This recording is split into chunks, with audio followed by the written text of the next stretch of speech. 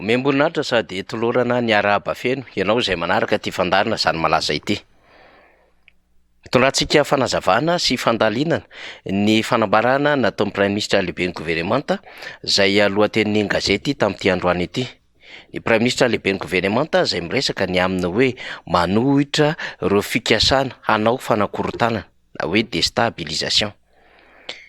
Ny tsy fantatra aloha ny amin'ny zavatra ambarany ny Prime Ministre lehiben'ny gouvernemanta dia hoe ny fanakorontanana ao anatiny ve sa ny fitakiana maro samihafa ety ivelany izay miantefa indrindra amin'ny fitondram-panjakana, ka izy lehibe ny fitondran-draharaha-panjakana, lehibe ny fandaminan-draharaha rehetra amin'ny lafin'ny fitantanana, indrindra ihany koa lehibe ny fitandrona ny filaminana no hiantefany zany adefitra resantsika izany. Raha ohatra ka ny fitakiana anaty ao anatiny zany fitondram-panjakana izany dia azo heverina fa iry zareo mihitsy no tsy mahay mitantana ny fitondram-panjakana tiantsika resahana, ary voalohany amin'ireny ny Prime Ministre lehiben'ny gouvernemanta izay nanao izany kabary izany tany amin'ny faritry Menabe. Zava-misy manko dia tsy avy amin'ny mpanohatra ny isiny reny fivoahana lazadina ho ana baccalauréat reny ka nampisavoritaka ny mpiadina baccalauréat manodidina Madagasikara, ary tsy tamin'ny adina baccalauréat enseignement général fa tratran'izany ihany koa ny teo amin'ny fampianarana teknika. Ankoatran'izay, raha miresaka tsika ny zavatra nyainana anaty amin'ireo orinasa mpanjakana dia ny fanjakana ihany koa no naka ny fanapahan-kevitra tamin'ny alalan'ny fitsarana izay napiditra vonjimaika ny tale général mpisoloterana ny KNAPS Ramatoa Joselina Jaboto. Niteraka olana ho amin'ny mpiasa ny ary tsy neken'ny mpiasa teo anivon'ny KNAPS, indrindra ny syndicat mpiasa eo anivon'ny KNAPS izay nampindreo syndicalista marobe hivelan'izany syndicat-ny KNAPS zany. Ny amin'io tsy rariny, tsy ara-dalàna ary betsaka ihany koa no adefitra tamin'ny fanabokana ny tahirim-pirenena teo anivon'izany orinasa KNAPS zany ka nijoroan'ireo syndicat. Ny fitsarana anefa izay ratsana lehibe any fanjakana no nandray izany fanapahan-kevitra izany, fa mbola ny fitondram-panjakana ihany tamin'ny alalana filan-kevitry minisitra no naka fanapahan-kevitra nanendry ny mpitantana vaovao eo anivon'ny KNAPS izay noraisina tamin'ny filan-kevitry minisitra ny alarobia lasa teo. Mbola manana ny ambara mpiasa momba an'iny, fa tiantsika holazaina anatin'izany dia hoe tsisy fanapahan-kevitra raisin'ny mpanohatra any fa amin'ny alalan'ny didim-panjakana sy ny sonia eo anivon'ny filan-kevitry minisitra izay ny mpikambana eo anatin'ny gouvernemanta no mandray izany. Ary raha miresaka tsika ny fikorontana ny sidina ny amin'ny fahatarana samihafa tamin'ny Madagascar Airlines dia efa niala tsiny mihitsy ary niondrika ambany dia ambany ilay PCA ny Airlines raha nilaza ny amin'izay fahatarana sy fanafoanana ny sidina tokony nandehanana tamin'ny Madagascar Airlines zany. Tsy ny mpanohatra tompoko no mitantana amin'ny Madagascar Airlines ary tsy ny mpanohatra ihany koa no maka fanapahan-kevitra fanafoanana sidina tahaka izany, fa ireo olona nitendreny ny fanjakana ary manana andraikitra ao anatin'izany Madagascar Airlines zany izay lehibe ny fitondran-draharaha eo anivon'ity orinasa na kompania-pirenena ity. Telo zany ohatra ny raisintsika izany. Fa ankoatran'izany ny eo amin'ny fandraisana fanapahan-kevitra momba ny lalaon'ny nosy izay tara dia tara ny amin'ny resaka regroupement, ary tara ihany koa ny amin'ny fanomanana satria amin'izao tsika miteny izao izay anomboka afaka herinandro roa eo ny lalaon'ny nosy eto Madagasikara dia ny fitondram-panjakana ihany no mbola taraiky teo amin'ny fandraisana fanapahan-kevitra amin'ny fikarakarana zany lalaon'ny nosy zany, na eo amin'ny favondronana ny mpilalao na ihany koa eo amin'ny fikarakarana ny foto-drafitrasa andraisana ireo mpikatroka amanarivony ho avy eto Madagasikara. Tsy ny mpanohatra no nanao izany, ary tsy ny mpanohatra ihany koa no manana fahafahana hikarakara lalaon'ny nosy nametraka ny komity mpikarakara izany lalaon'ny nosy izany, fa ny fitondram-panjakana ka minisitry ny tanora sy ny fanatanjahantena no napetrany hitantana izany. Mbola hoentsika ihany ny adefitra ny amin'ny hoe iza ny naka fanapahan-kevitra raha ohatra ka andeha lalindalina kokoa isika ny amin'ny hoe tsy azo atao ny famorim-bahoaka akalamanjana, dia noty niraisin'ny ministry ny antany zany nanafoanany ny lalàna izay ahafahan'ny antoko politika sy ny vorona politika manao fanentanana sy mifandray amin'ireo mpikambana ao aminy. de vokatry ny notikototo adaladala ny raisy ministry ny atany iny no nitarika fanakatsakanana ho an'ny vondrona antoko politika indrindra ny lehibe ny antoko politika tiako Madagasikara.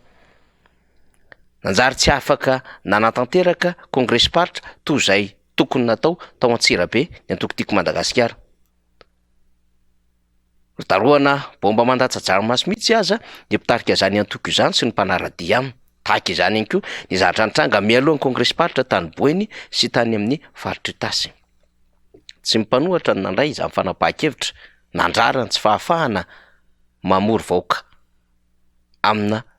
toerana malalaka izany fa ny fitondram-panjakana. Ary raha hoitaritsika indray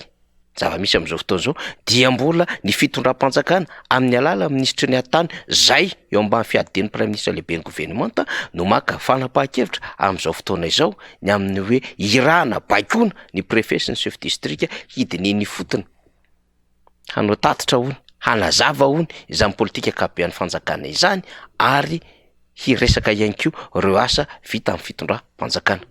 Miteraka fisavoritahana eny anivon'ny faritra sy ny district ary ny commune zany satria misy fantsahana andraikitra amin'ny fitsinjaram-pahefana ary misy ihany koa fironana politika izay ataony fitondran-draharam-panjakana na ny hoe administration. Tsy mipanohatra ny mandray izany fanapahan-kevitra izany indray matoa prime ministre fa ianareo eo anivon'ny fitondram-panjakana amin'ny alalan'ny ministra ary tsy ny ministra no hakahaka fahatany izany fanapahan-kevitra izany fa tsy maintsy ny fampiarana tamin'ny prime ministre sy ny filohan'ny repoblika voanahaka ireny fanapahan-kevitra ireny na de mifanitsaka ny lalàna aza. Maromaro ny zavatra tiantsika ho resahana fa ankoatran'izany de ny amin'ny hoe misy fitakiana maro ety ivelany, fitakiana ataon'ny CSS, fitakiana ataon'ny mpianatra, fitakiana ataon'ireo mbola tsy nahazo karama sy ireo mbola tsy nahazo ny tambo-karamana ary fitakiana ihany koa ataon'ireo orinasa izay nanana asa no tanterahana na niara nanatanteraka tamin'ny fitondram-panjakana.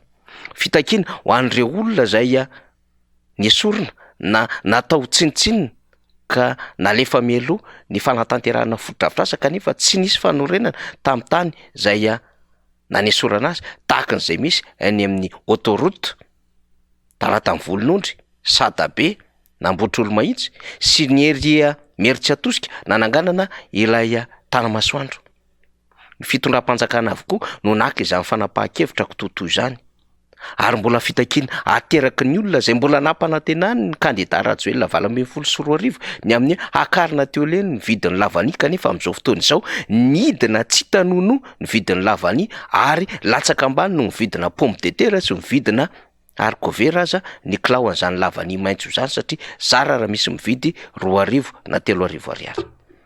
Avy ao anatin'ny fanakorotanana, avy ao anatin'ny fanaovana tsinitsinina ny vahoaka malagasy ka reny rehetrarehetra reny no mitarika fitakiana, reny rehetrarehetra reny no trosa takiny ireo olona izay heverina fa nampanantenana diso sy nampanantenana tsy nisy nataony fitondram-panjakana io. Ka inona no entina ilazana fa misy fikasana hanao fanakorotanana izay ambety teny ny prime ministre amin'izao fotoana izao. Raha misy miantso ny anatanterahana fifidianana isan'andro isan'andro dia aty anivon'ny mpanohitra izany ary miantso mihitsy aza ny hoe ataovy madio, ataovy mangarahara ary atsarao hatrany amin'ny lalam-pifidianana aza mba ahafahana makany amina famindram-pitantanana, famindram-pahefana ary fifandimbiasam-pahefana mitondra makany amin'ny filaminana sy fitoniana. Zany no takin'ny fanoherana. Dian'izany tsy misy mihitsy ny fikasana hanao an'izany fanakorotanana zany ary ho an'ny antoko tiako Madagasikara, ho an'ireo vondrona antoko izay mahafantatra fa zava-dehibe ny fifidianana dia samy nanohitra avokoa ny isiny izany teteza mita izany. Fa ny fihetsiky ny fitondram-panjakana izay namila fila tamin'ny fahamoahana datim-pifidianana, ny fihetsiky ny fitondram-panjakana nametra ny vola ilain'ny seny hiatrehana fifidianana ary ny fihetsiky ny fitondram-panjakana izay manao ny paika sy ny tery sy ny tsindry samihafa ho an'ireo olom-panjakana ary mampiasa ny fitaovam-panjakana sy ny fahefam-panjakana dia ahitana taratra izany fa miainga avy ao anatiny ireo endriky ny fanakorotanana samihafa. De mamialy ankolaka ny tenany ny lehiben'ny gouvernemanta ary ny ao anaty fanjakana ihany no ambarany amin'izany. Iza moa tsy malala fa mifanipaka toy ny valalakarina ny mpitondra fanjakana ka misy bloky samihafa ao anatin'izany. Misy vondron'olona samihafa arahina ao anatin'io fitondram-panjakana io, ka misy ny marisika hiditra fifidianana fa misy ny tsy marisika hanatanteraka fifidianana, satria ao ny mahatoky fa ho resy, ao ny mahatoky fa ho lany, fa ao ihany koa ny tsy mahatoky tsony fa ho lany, ka miketrika ny hanohizana ny fitantanana ny firenena ao anatin'io fitondram-panjakana io zany. Arak'izany, izay no tiantsika ho resahana ny amin'ny hoe io fitondram-panjakana io ihany no mamorona ady-hevitra ahafahany mitondra vahaolana, ka izy avy eo no hanitatra ny fahefana amin'ny alalan'ny vahaolana entina, ka efa nambarantsika teto fa manana possibilité maromaro ny fitondram-panjakana amin'ny alalan'ny fahefana, na loi martiale, na ny état de nécessité nationale izany, na ny directoire militaire, na ihany koa fanomezana fahefana ho ana tompona ndraikitra lehibe na mpanjakana hafa rehefa amina tranga tsy azo anoharana. Sakana ny mpanohatra mba tsy hanao izany ny fitondram-panjakana fa hiditra amina fifidianana madio, ka averiny etoana zany fa tsy avy aty amin'ny mpanoherana na ny mpanohatra velively sy nireo mpiaradia aminy no manana fikendrena ny amin'ny fitarany mandahany zao fitondram-panjakana zao, fa ny fitondram-panjakana no manana tombotsoan'izany. Ka kisa excuse s'accuse, na ireo izay fatra-panometsina no manameloka ny tenany. Ankoatran'izay, ny filohan'ny antenimieran-doholona rehefa niresaka tamina hainao manjery tany ampitan-dranomasina tany, ka niresaka momba ity fizakan-jom-pirenena frantsay ny filoham-pirenena amin'izao ity, dia niresaka izy fa perturbation na fanakorotanana ihany koa ireny mitranga ireny. Mahavariana sy mahatalanjana aloha dia hoe filohan'ny antenimieran-doholona androm-panjakana mpanao lalàna, ary filohan'ny antenimieran-doholona heverina fa ho mpandimby toerana amin'ny filohan'ny repoblika no tsy mahafantatra akory ny lalàna mifehan'ny fizakanjo ho an'ny firenena malagasy. Satria tao anatin'ny interview izay nataony filohan'ny antenimieran-doholona dia tsy niresaka mihitsy izy ny ambaran'ny code de nationalité malagasy, ary tsy niresaka mihitsy izy ny ambaran'ny lalam-panorenana malagasy. Io anefa ny mbola izingizin'ilay ACC vao navoaka nomala tao anatin'ireo antota-taratasy tsy maintsy omaniny ireo mpirotsaka ho fidiana amin'ny fifidianana filoham-pirenena eto Madagasikara, dia ny aminy hoe tsy maintsy mizaka ny zom-pirenena malagasy. Vous savez, comme dans toutes les élections, à l'approche des élections, il y a toujours des mauvais esprits qui essayent de perturber une élection. Mais tout le monde savait déjà depuis des années qu'il a une double nationalité. Mais là, donc, à l'approche des élections, à quelques mois des élections, donc, pour perturber cette échéance vraiment très importante pour le peuple malgache, que le peuple attend vraiment à Madagascar, eh bien, il y a des perturbations de ce genre, mais on a l'habitude. Dans toutes les élections dans le monde entier, à l'approche des élections, eh bien, l'esprit se chauffe un petit peu, mais c'est tout à fait normal. Il n'y aura pas de problème, donc, pour qu'il soit, qu'il se présente à cette élection. Fa ho an'ny filohan'ny antenimieran-doholona izay mieritreritra fa ho mpandimby toerana amin'ny filohan'ny repoblika raha toa ka ho kandida ny filohan'ny repoblika, dia raisy no fanakorotanana ny fahamoahana ny tota-taratasy tahaka ireny. Dia averintsika ny ady-hevitra, izy anefa no manana accès na manana alalana afaka ahafantatra sy hamoaka ireny antota-taratasy ireny. Foitana document raha ndeha ka ataontsika vazivazina foita ny ady-hevitra, tsy maintsy ny fitondram-panjakana lehibe izay arahan'ny filohan'ny repoblika amin'ny maha-frantsay azy no manana accès amin'izany. Tsy avy any mpanohatra mihitsy izany satria sarotra no mikarika document izay heverina ho saripady tahaka ireny. Ny antsika izany ady-hevitra izany ny amin'ny hoe ny tenany ihany no ambaran'ny fitondram-panjakana na ambaran'ireo lehibe nahandrom-panjakana amin'ireny fanehoan-kevitra ireny. Izy ireo ihany no ampangaina izy ireo ao anatin'ny fanehoan-kevitra avoakany, ary tsapan'izy ireo ny fikorotanana anaty tsy stable le fitondram-panjakana. Rehefa tsy stable le fitondram-panjakana izay hiandro ny fitsaram-bahoaka afaka volana 3 monja, dia azo antoka fa tsy ho tafaverina intsony amin'ny fitantarana izao firenena izao. Izany no manana ny vahoaka malagasy maro amin'izao fotoana izao ny amin'ny hoe tsy maintsy sakanana ny tetika nahosoka halabato kolikoly ara-pifidianana ketrehan'ireto fitondram-panjakana izay miray tendro amin'ny mpikarakara ny fifidianana izany.